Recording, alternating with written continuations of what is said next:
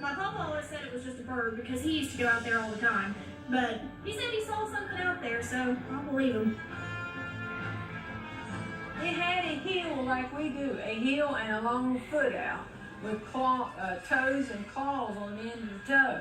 It had a neck like we do that holds a round type head. It had a nose like we do, and I saw 2 holes that you breathe out of. In the mid-1960s, 100 people claimed to have seen the half-man, half-moth with huge glowing red eyes flying around the area. For 2 years, more and more eyewitnesses come forward. Peaceful Point Pleasant is never the same again. Well, Point Pleasant, as it is today, is a very simple, it's a simple place. And back in the 60s, it was even more so. You had hardworking Americans, farmers, and people like that. But they really didn't take stock into monsters or UFOs or anything like that. They worked long days and hard days, and they were down-to-earth, practical people that went to church on Sundays. This isn't something that they plotted or planned. It's just something that happened and they couldn't explain it.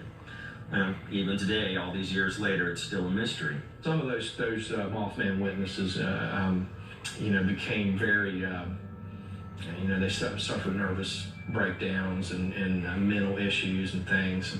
Totally different people as to what they were beforehand. Over the years, they never could come up with a viable answer as to what happened or what they experienced. A lot of people in the town getting thought messages, so they said, saying that something was going to happen. Some people were even having physical effects, like their eyes getting swelled up and red and so forth for no particular reason. In fact, I think a lot of people that had up-close encounters of this Mothman creature said that their eyes got inflamed and what have you. It could have been like an angel of death or an omen.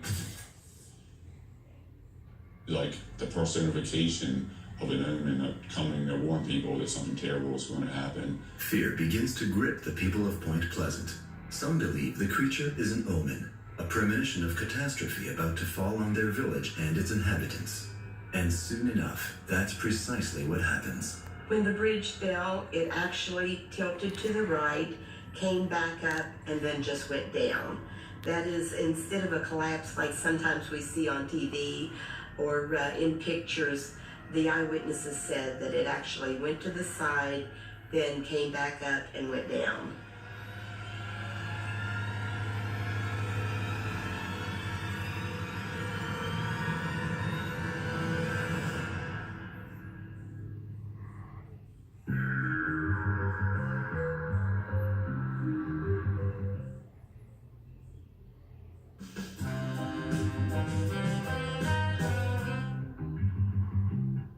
It's late evening, November 15th, 1966. What happens on this night gives birth to one of the most horrific legends ever recorded in American history. There were 2 young couples up near the North Power Plant in the TNT area. That was a vacated, desolate area at one time during World War II. That was a ammunition factory. That's how it got its name, the TNT area. They were driving around up there about 11 o'clock